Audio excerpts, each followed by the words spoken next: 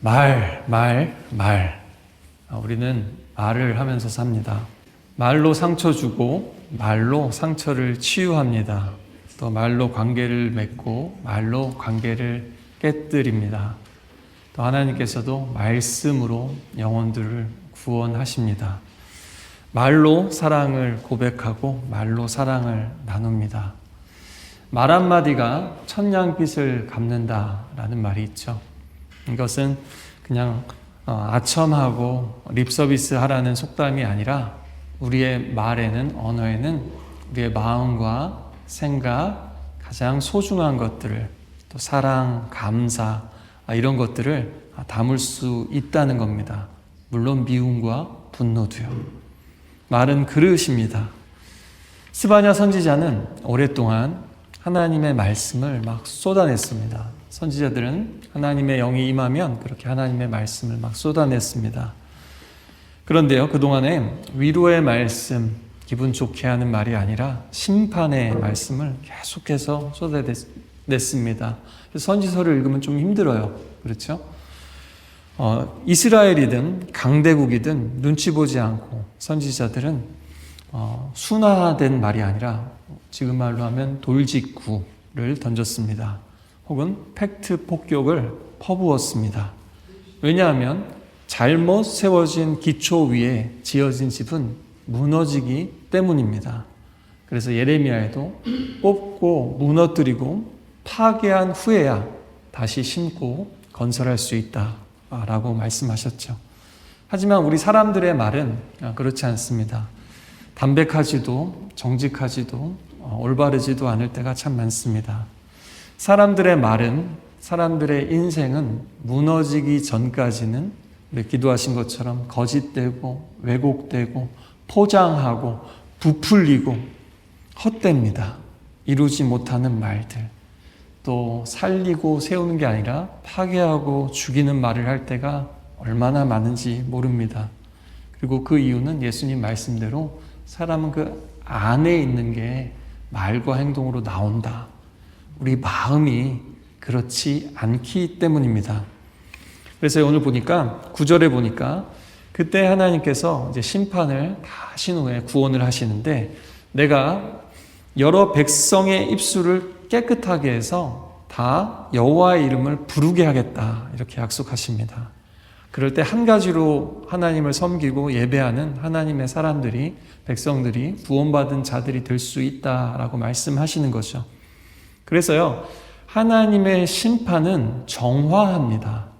우리의 마음을 정화하죠. 근데 우리의 마음뿐만 아니라 우리의 입술과 우리의 행실을 깨끗하게 합니다. 풍요의 신, 쾌락의 신, 권력의 신을 부르던 입술이 이제 오직 하나님, 오직 하나님만을 찾는 입술로 변하게 됩니다. 거짓과 조롱, 차별과 혐오의 언어가 얼마나 많습니까? 이 세상에도 가득하고 또 개인적으로도 보면 때로는 쉽게 열등감, 자격지심에 빠지고 금세 우쭐해지고 교만해지는 우리의 말들이 또한 얼마나 많은지 모릅니다. 그러나 하나님의 그 터치를 받은 사람은 이게 달라요. 말부터 다릅니다. 왜 그런 말들 있잖아요. 말하는 것만 봐도 저 사람이 어떤 사람인지 알 수 있다. 품격을 알 수 있다. 그런 것처럼요.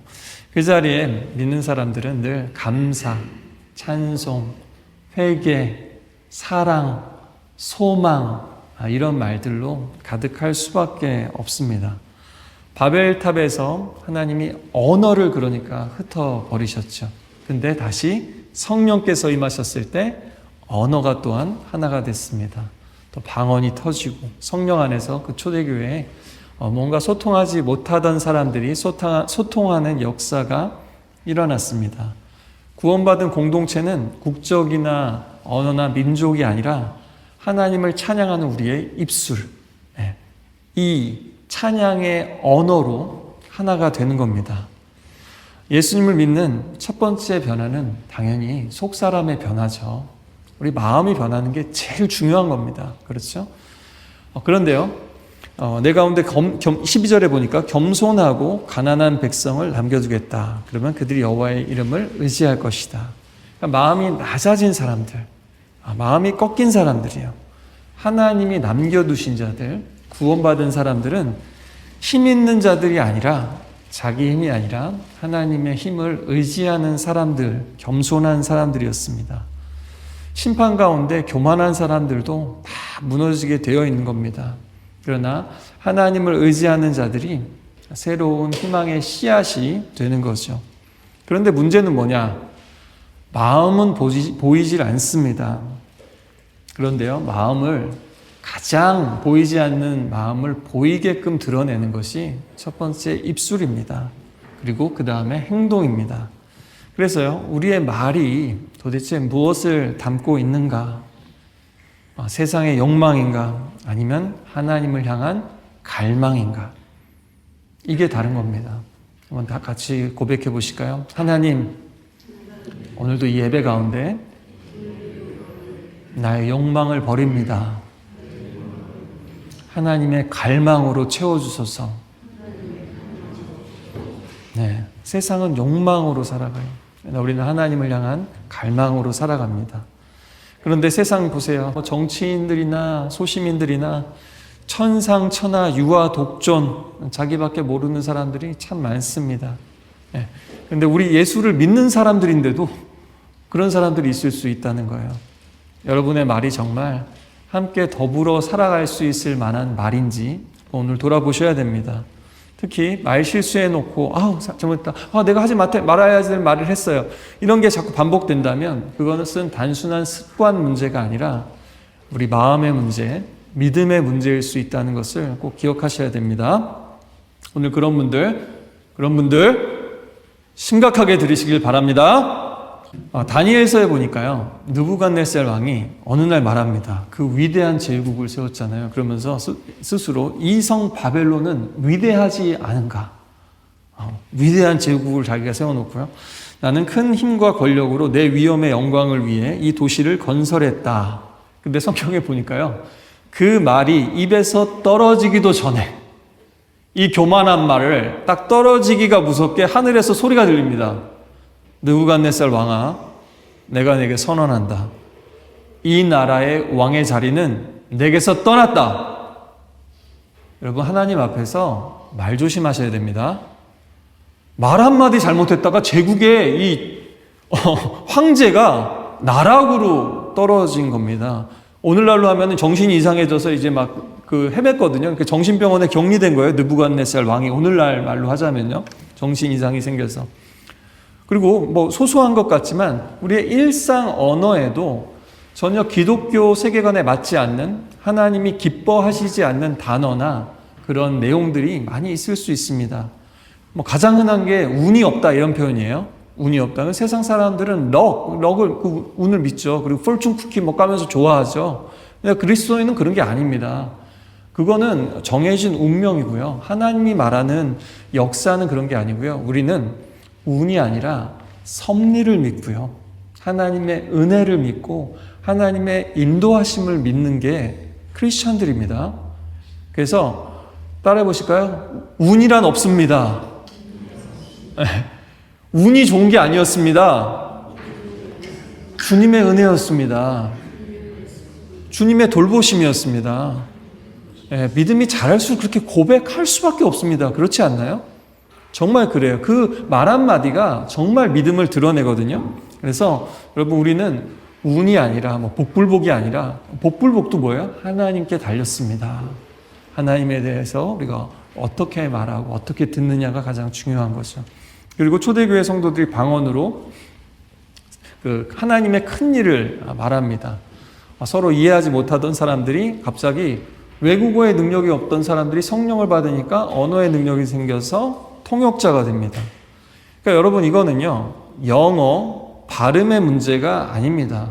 물론 발음이 너무 안 좋거나 그러면 알아듣기 힘들죠. 그런데요, 좀 오래 같이 처음엔 그럴 수 있어요. 근데 오래 같이 지내다 보면 어떻습니까? 발음보다도 그냥 표현력이 더 중요한 거 아니겠습니까? 그렇죠? 또 그거보다 더 오래 지내면 어떻게 됩니까? 문장이든 문법이든 이런 걸 떠나서요, 영어는 되게 잘하는데, 영어는 너무 유창한데 마음을 표현하는 데는, 솔직한 마음을 표현하는 데는 너무나 서툰 사람들이 많습니다. 그리고 상대의 말을 경청할 때도 있는 그대로 그것을 해석하고 받아들이지 못하고 했는데 자꾸 이렇게 받아들이는 경우가 너무나 많다라는 거죠. 또 누군가는 참 발음은 서툴러요. 더 관계를 깊이 맺는 그런 사람들을 여러분이 많이 보셨을 겁니다. 영국에서 생활을 하시다 보면요. 또 게다가 이제는 동시통역 앱이나 그런 기기 같은 것들이 좀만 있으면 뭐 예를 들어서 이렇게 안경 쓰고 있으면 바로 들리고 이런 일이 곧 아마 또 실현될 것 같아요. 그죠? 이미 많이 그 스마트폰도 되고 있지 않습니까? 그렇다라면 앞으로의 시대는 더더군다나 더 그냥 단순한 언어 능력보다 그게 훨씬 중요하지 않겠느냐는 거예요. 그렇지 않습니까? 다른 언어와 문화에 있는 사람들하고. 근데 내 식구들하고도 말이 안 통하는데 예수 믿는 사람들이 어떻게 그 장벽을 넘어갈 수 있겠냐는 말입니다. 그렇죠? 또 어떤 경우는 가족들인데도 꼭 제3자가 개입을 해야 돼요. 중간에 앉혀서 듣고 이 말은 그 말이 아니라 이 뜻이잖아요. 자녀가 부모님 계신데 엄마 아빠 말은 그게 아니잖아요. 아빠 말은 엄마 그게 아니잖아요. 이게 계속 끊임없이 통역을 해줘야 되는 그런 가정. 혹은 예수 믿는 가정이 이렇다. 이거 굉장히 심각한 겁니다. 이거는 뭐예요? 오늘 말한 대로 하나님께서 심판하시고 구원하신 뒤에는요, 이거부터 달라진다니까요. 다른 말로 하면 그건 진짜 이사야서에는요, 하나님이 입에다가 숯불을 대요. 그 이미지 형상을 한번 생각해 보십시오. 불이 지진되는 얘기 아니에요? 왜요? 이 정결하게 하려고. 그래서 여러분 말 실수할 때마다 그냥 말 실수다 이렇게 생각하지 마시고요. 이거 숯불로 지질 수 있겠다 이렇게 생각하시라고요. 경각심을 가지셔야 돼요. 이게 하나님 앞에서는 이게 숯불로 지져야 되는 입술이네. 은혜로 참고 계시네. 혹은 가족도 옆에서 그런 마음이 불쑥 들 수도 있어요. 근데 사랑으로 참고 있을 수 있다. 기억하셔야 됩니다. 그래서 여러분 오늘 다 함께 기도했으면 좋겠습니다. 우리가 얼마나 다 부족함이 있습니까? 하나님 내 입술을 치료해 주옵소서. 또 말 안 통하는 사람이 아니라 오히려 말 안 통하는 사람들도 통하게 해줄 수 있는 그런 하나님의 사람 될 수 있도록 성령으로 충만하게 해주십시오. 우리 함께 기도했으면 좋겠습니다. 네, 두 번째로는 잠잠히 사랑하시며 기뻐 노래하시는 하나님의 모습이 나옵니다. 14절에 보니까 시온에 따라 노래하라. 오 이스라엘아 외치라. 오 예루살렘에 따라 온 마음으로 즐거워하고 기뻐하라. 그래서 우리가 예배하고 찬양하면 처음엔 할렐루야 하면서 찬양하는 거예요. 그렇죠? 기쁘게 이제 찬양한단 말이죠. 왜냐하면 심판의 그림자는 이제 사라지고 백성의 입술들에서 그 구원의 노래가 터져 나오는 겁니다. 원수들은 이스라엘이 범죄해서 이방 백성을 몽둥이로 사용하셔서 심판을 받았었는데 이제 그 이방의 압제에서 해방되고 하나님이 구원하실 때 그들은 다시 하나님을 늘 찬양했습니다. 이집트에서 나올 때 그들이 소고치면서 막 온 악기들을 동원해서 찬양했던 것처럼 하나님의 구원을 경험한 사람들은 막 기쁘게 찬양을 하죠. 그래서 에스겔서에 보면 하나님께서 그들의 범죄함으로 성전을 떠나셨는데 이제 다시 돌아오셨다. 이제는 어떠한 재앙도 두려워하지 말라. 안심해라. 내가 너와 함께한다. 이렇게 말씀합니다. 16절에는 시온아 네 손을 늘어뜨리지 말라. 네 손을 약하게 하지 말라. 왜냐하면 여호와께서 너에게 힘을 주시니까.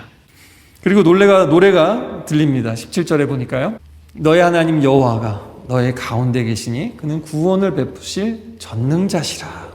그가 너로 말미암아 기쁨을 이기지 못하시며 너를 잠잠히 사랑하시며 너로 말미암아 즐거이 부르며 기뻐하시리라. 여러분 놀라우신 사실은요.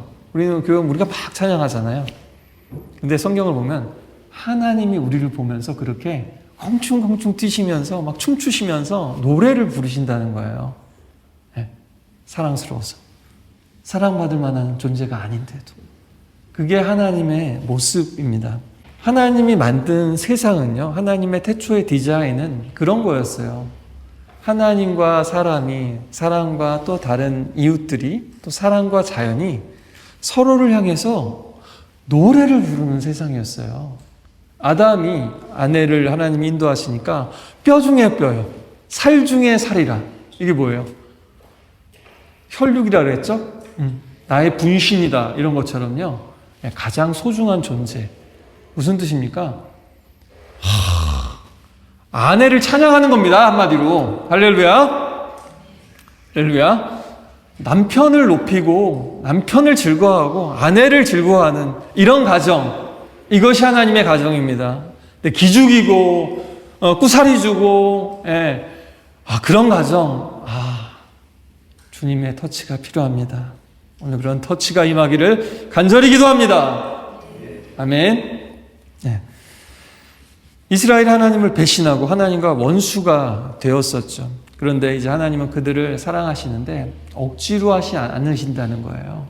너무 진짜 진심으로 기뻐서. 억지로 사랑하면 다 알잖아요. 마지못해 살고 있으면 서로 안다고요. 근데 하나님은 그런 분이 아니세요. 기뻐하시고 노래하시면서 막 춤을 추십니다. 저도 예전에 이렇게 숙기가 없어서 막 춤을 추거나 막 표현을 잘 못했던 것 같아요. 근데 하나님을 만나고 또 이런 것들을 배워가고 또 나의 자아가 깨지고 하니까 거기 부끄러운 것도 없고 뭐 하나님 앞에서 찬양하는데 뭐 기도하면서 눈물을 흘리는데 뭐 부끄러운 게 뭐가 문제입니까? 저뿐만 아니라 우리 교회 성도님들도 다 믿음이 잘하시고 하나님 경험만 그렇게 되게 되어 있지 않습니까? 혹시 그런 분들 있다면 오늘도 하나님, 이 기쁨의 비밀이 뭘까요? 왜 나는 자꾸 하나님 앞에서도 사람들 앞에서 기쁨이 없을까요? 위축될까요? 혹시 이런 분들이 계시다면 하나님, 저도 그 하나님 기쁨의 비밀을 알고 싶습니다. 그렇게 그런 갈망을 가지셔야 됩니다. 그래서 스바냐는 마지막에 심판이 아니라 이런 노래로 마치고 있습니다. 하나님을 향한 이스라엘의 노래, 그리고 우리를 향한 하나님의 노래. 기쁨을 이기지 못하시며 사이에요. 또 너로 말미암아 즐거이 부르며 기뻐하시리라. 그러니까 기쁨과 기쁨 사이에 근데 중요한 게 놓여 있습니다. 보세요. 기뻐하시는 오늘 이 말씀 중간에 뭐가 놓여 있어요? 무슨 말씀이 들어 있어요? 너를 사랑하시는데 어떻게 사랑하세요? 잠잠히 사랑하시며. 그렇죠? 잠잠히 사랑하시며. 이거는요, 반응하지 않고 침묵하다, 그런 뜻입니다. 하나님께서 그들의 죄를 더 이상 고발하지 않으시고 심판을 보류하신다라는 뜻입니다. 그래서 실제로 그 NIV 성경에 보면요, 그의 사랑으로 다시는 꾸짖지 않으실 것이다, 이렇게 옮겼습니다. 하나님의 사랑이 하나님의 심판을 잠잠케 만든다는 겁니다. 이것은 스바냐서 전체의 맥락과도 통합니다. 연결됩니다. 앞에서는 심판을 예언했지만 이제 사랑 때문에가 아니라 그 사랑 때문에 하나님은 분노를 멈추시고 잠잠히 계신다는 겁니다. 그러나 여러분, 세상에서는요, 혹은 우리 또 젊은이들도요, 또 혹은 여러분이 젊으셨을 때도 생각해 보면 우리는 사랑이라고 말하면 어떤 것이 떠오르십니까? 사랑. 그럼 요즘 젊은 사람들은 크러쉬 그래요. 크러쉬. 한국말로 하면 뭐 첫눈에 반했다 정도 될까요? 크러쉬. 그 다음에 어떤 그 뜨거운 열정. 또 예전에는 뭐라 그랬습니까? 10번 찍어 안 넘어가는 나무 없다. 지금은 스토킹이에요, 그게. 10번, 100번 그 불굴의 의지, 불꽃 같은 사랑으로, 그렇게 사랑을 만들곤 했습니다. 이루곤 했습니다. 그런데 오늘 성경은 이렇게 말씀하세요. 그거 좋은데, 잠잠히 또한 사랑할 수 있어야만 기뻐 외치는 사랑만 사랑이 아니라는 거예요. 아무 말도 없는 것 같은데, 아무 일도 하지 않는 것 같은데, 사실 우리 교회도요, 어떻게 굴러가나 돌아보면요, 사실 그렇게 내색하지 않고 아무 말도 없이 일하시는 분들이 많은 거예요. 아무 일도 하지 않는 것 같은데 무언가를 많이들 하고 계신 거예요. 그렇게 교회 공동체도 돌아가는 거 아닙니까? 그렇죠? 근데 가정도 그렇다는 거예요, 가정도. 그런데요, 자꾸 이 세상, 이 시대는요, 사랑하면 자꾸 뭔가를 해야 된다고 생각을 해요. 그리고 그렇게 부추겨요. 어쩔 수 없이 시대가. 뭔가 자꾸 말을 해야 되고, 보여줘야 되고, 증명해야 되고, 확인을 해야 직성이 풀립니다. 그런데 하나님은 멈추십니다. 왜냐? 사랑은 때로 막 달려갈 뿐만 아니라 멈추는 게 사랑이거든요. 따라해 보실까요? 멈추는 것도 사랑입니다. 네. 직진! 제 MBTI는 그냥 계속 직진입니다, 직진! 이러면요. 연애할 때는 멋있다! 그럴지 모르지만, 같이 살면은 계속 옆에서 말려야 됩니다. 계속 뜯어 말려야 돼요. 스탑, 그만. 그런 겁니다. 직진할 줄 알아야죠. 근데 멈출 줄도 알아야죠. 불굴의 의지와 행동만이 사랑이 아닙니다. 때로는 포기하는 거, 아무것도 하지 않는 거, 알면서 넘어가 주는 거, 그게 은혜고 또한 진짜 사랑일 때가 많이 있습니다. 하나님께서 지금 심판하셔야 돼요. 쏟아 부으셔야 돼요. 진멸한다 이런 말이 있잖아요. 하나님은 죄를 보면 뿌리를 뽑으셔야 되거든요. 사실 이스라엘 백성을 진멸해야 되는데 치시다가도 멈추신다는 거예요. 진짜 다 끝장내려다가도 멈추시더라는 거예요. 그게 성경이 묘사하는, 그렇다고 해서 화를 안 내신다든지 막 잘못하는데 계속 방치하신다든지 그런 분은 아니십니다. 우리 하나님은. 잘못된 건 잘못된 거예요. 하나님은 그거를 늘 말씀하십니다. 그러나 부모가 자녀를 양육하듯이 사사건건 해보세요. 어떻게 되나 애들이. 그 사랑을 모르고 그죠. 부부 사이도 사사건건 몇 번을 말해. 또 이런다. 이러면요. 맞는 말도 사랑을 이루지 못하지 않습니까? 하나님을 보시라는 거예요. 오늘. 하나님의 사랑을 배우시라는 거예요. 하나님께서 오늘 잠잠히 멈추시고요. 나는 너를 사랑한다. 나는 멈췄다. 이런 하나님의 잠잠함과 동시에 뭐예요? 너무 좋다. 사랑한다. 너가 죽었다가 그 탕자가 돌아온 것처럼 죽었던 내 아들이 돌아왔다. 죽은 줄 알았는데 저 고집 부리고 안 꺾을 줄 알았는데 꺾고서 내게로 돌아왔다 하면서 하나님이 막 너무 잔치하시고 파티하시고 막 그런 모습이라는 거예요. 스바냐의 마지막은 심판의 칼이 아니라 사랑 때문에 멈추신 하나님이십니다. 스바냐뿐만이 아니라 이 선지서에는 이런 말씀이 너무나 많고요. 우리 예수님의 이야기도 마찬가지입니다. 여러분, 우리는 세상에서는요, 약해서 멈춰요. 더 이상 진행할 힘이 없으니까 멈춰요. 더 할 수 없으니까 멈추는 경우가 세상에서는 참 많습니다. 그렇지 않나요? 그런데 오늘도 보세요. 17절에 뭐라고 그래요? 구원을 베푸실 전능자시라. 하나님의 전능함을 선포하신 후에 내가 너로 인해 기쁨을 이기지 못한대요. 보세요. 전능자라 하시고는 이기지 못한대요. 참을 수 없다. 다른 말로 하면 내가 졌다는 얘기예요. 전능자가 패배한 게 사랑입니다, 여러분. 우리가 믿는 하나님이 그런 분이세요.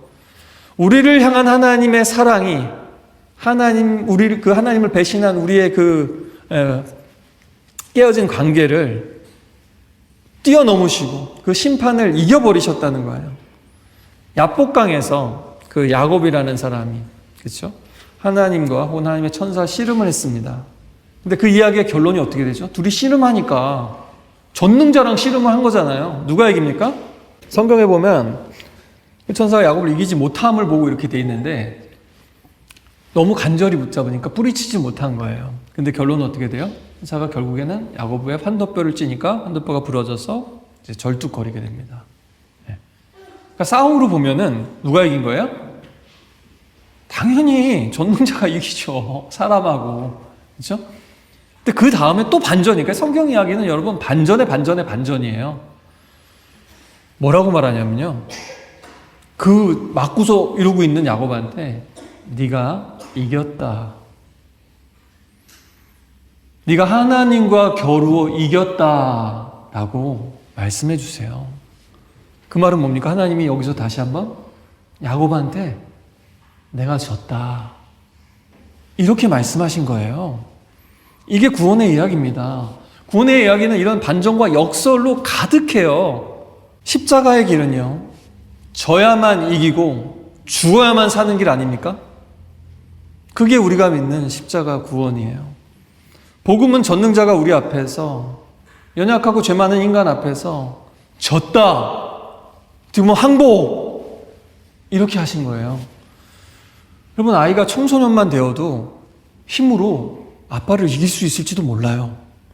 예, 저희 아이들도 크는 거 보니까 이제 축구 킥을 하는데 저보다 세가지고 골키퍼를 제가 못 해주겠어요, 이제 잘. 그러니까 이제 애들이 조금만 커도요, 힘이 세진단 말이에요. 근데 뭐 3, 4살짜리, 4, 5살짜리 자녀가 있다고 한번 생각해 보세요. 같이 놀아주는데 다 이겨버리는 아빠 있습니까, 혹시? 애들이랑 이제 놀면서 게임하고 하는데 다 이겨버려, 애랑 게임을 하는데. 강하게 키워야 돼요. 각박한 세상에서 애들은 강하게 어릴 때부터 치열하게 경쟁하고 해야지 됩니다. 이거는요, 이거는 크리스찬의 세계관이 아닙니다. 그거는 그런 분들 계시면 꼭 찾아오시길 바랍니다. 아이를 막 꾸짖다가도 아이가 눈물 젖은 표정을 보면 말을 멈추죠. 또 친구나 지인하고 동료하고 다투다가도 나도 홧김에 확 얘기했는데 상대방의 상처 입은 눈빛을 보면 멈추죠. 멈춰야죠. 더 이상 말을 잇지 못하는 사람들이 많습니다. 왜냐? 사랑이 멈추게 하는 거거든요. 이 멈추는 능력이야말로 약함이 아니라 진짜 강함이 아닐까요? 근데 잘못 알고 계신 분들이 참 많습니다. 예수 믿는데도 이거를 모르신다면은 복음에 대해서, 십자가에 대해서 아직 모르신다는 말씀이에요. 그 얘기는. 멈출 수 있는 힘은 진짜 이 하나님의 사랑에서 나옵니다. 사랑은 승리일 뿐만 아니라 패배입니다. 항복. 결혼하실 때 생각해 보세요. 연애하고 기싸움 하죠? 결국에는 둘 다 항복하시니까 결혼하신 거예요. 그렇지 않나요? 내가 쟁취했다라고 착각하시는 분 계십니까, 지금? 아니에요. 여러분이 찍어서 쟁취했다 하더라도 사실은 뭡니까? 사랑의 쟁취이자 동시에 서로 굴복하고 내 뜻이 아니라 당신을 존중하면서 살겠습니다라고 약속하시고 결혼하신 거라고요. 그렇지 않습니까? 그러니까 원래 하나님이 만든 이 가정과 부부, 이 사랑의 속성이라는 게 서로의 승리이자 패배인 거예요. 근데 그렇게 약속해놓고 살다 보니까 이기지 않고는 직성이 못 풀린다. 회개하시기 바랍니다. 사랑으로 인해 기뻐 외치고 부르는 것, 그것은 사랑의 힘입니다. 그러나 동시에 오늘 잊지 마십시오. 잠잠히, 고요하게, 잠잠히, 어떤 말도, 어떤 행동도 막 내 마음보다도 앞서갈 때 그것을 붙들고 멈출 수 있는 이 잠잠함, 이것이 또한 오늘 말씀하시는 귀한 사랑입니다. 따라해 보실까요? 잠잠히 사랑하고 싶습니다. 물론 담대하게 고백하고 외치고 표현할 수 있어야 돼요. 그렇죠? 근데 그것과 동시에 이 두 가지를 같이 가지고 계셔야 된다라는 겁니다.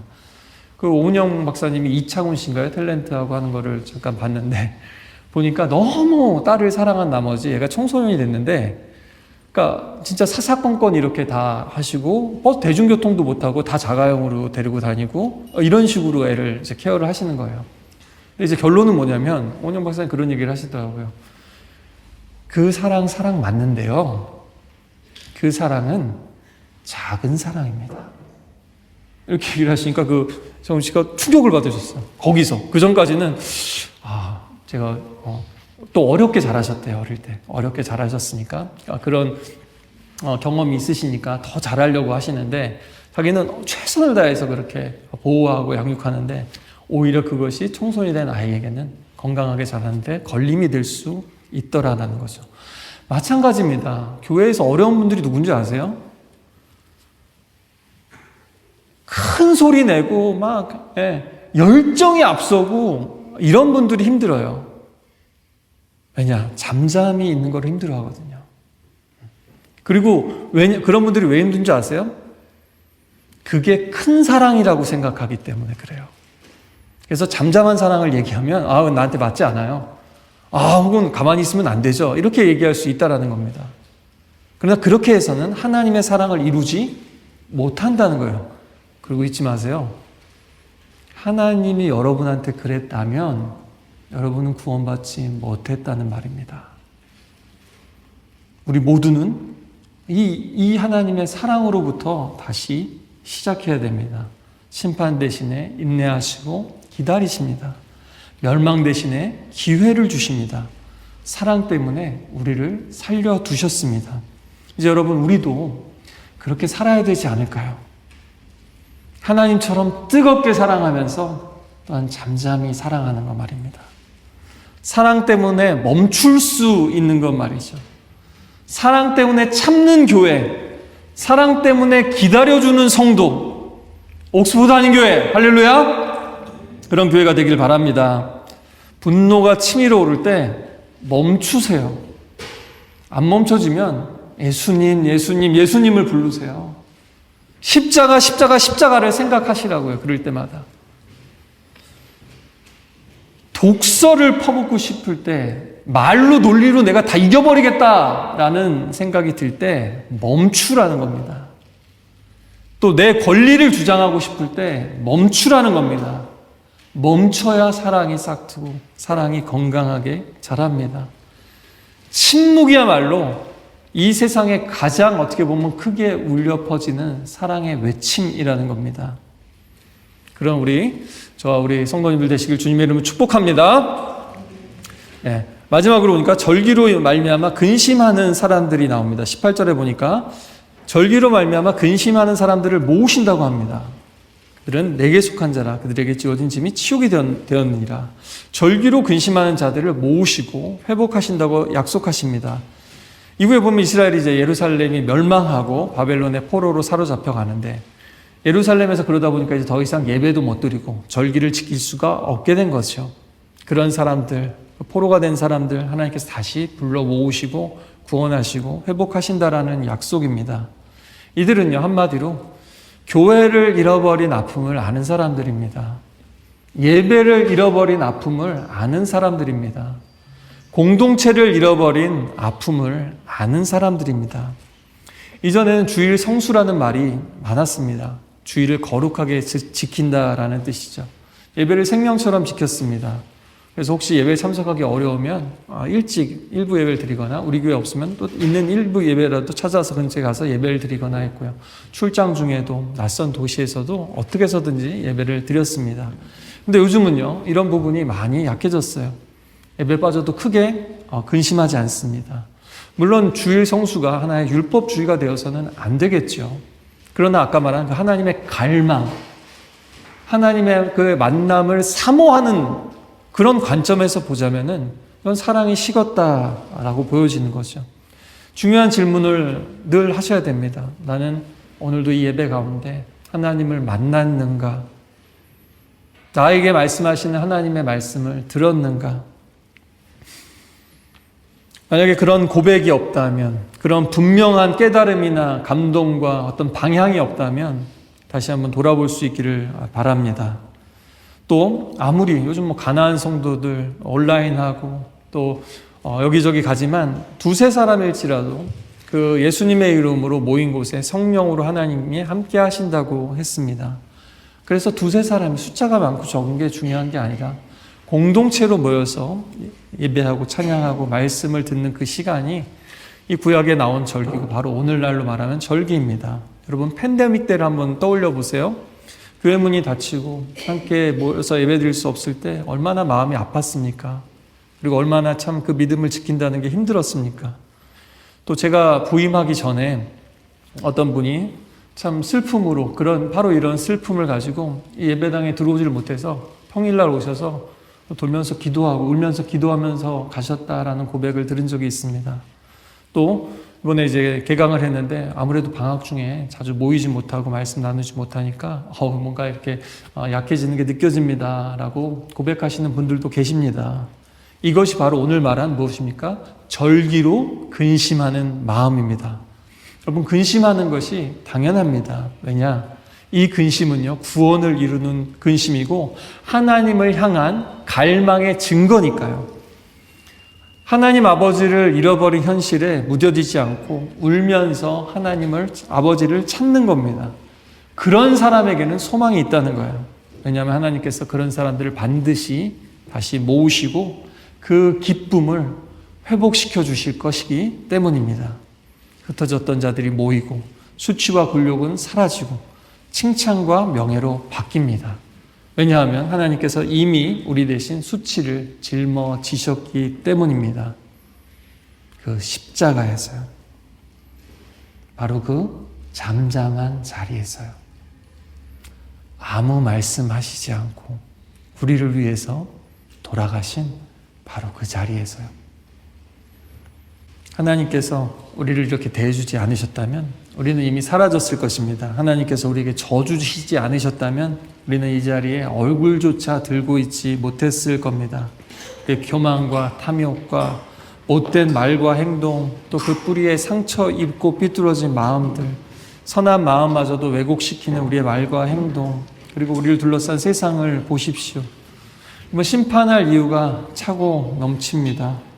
그런데요, 하나님이 심판하실 이유가 가득한데 거꾸로 심판받아 마땅한 사람들이 너무나 쉽게 심판자를 자처할 때가 참 많습니다.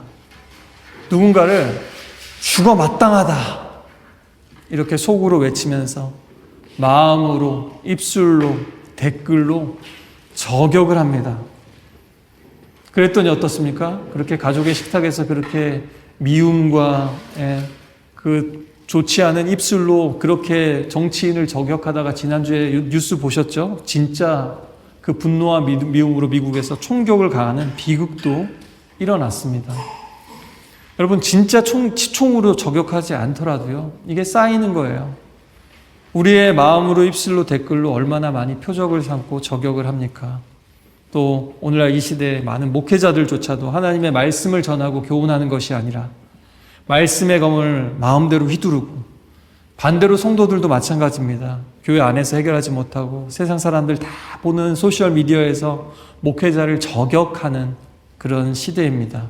그러면서 자신의 행위가 사랑이다, 정의다, 하나님과 교회를 위한 것이다 말할 때가 너무나 많죠. 그러나 오늘 하나님이 말씀하시는 이 잠잠한 사랑, 그 십자가 사랑, 그것 없이는 기뻐 외치는 사랑, 기쁨을 이기지 못하는 사랑은 우리에게 오지 못했을 겁니다. 오늘 그 우리를 향한 하나님의 잠잠한 사랑을 우리 마음 가운데 다시 한번 새기면서 이 찬양, 오늘 이 말씀 그대로 옮긴 찬양 가사인데요. 같이 찬양했으면 좋겠습니다.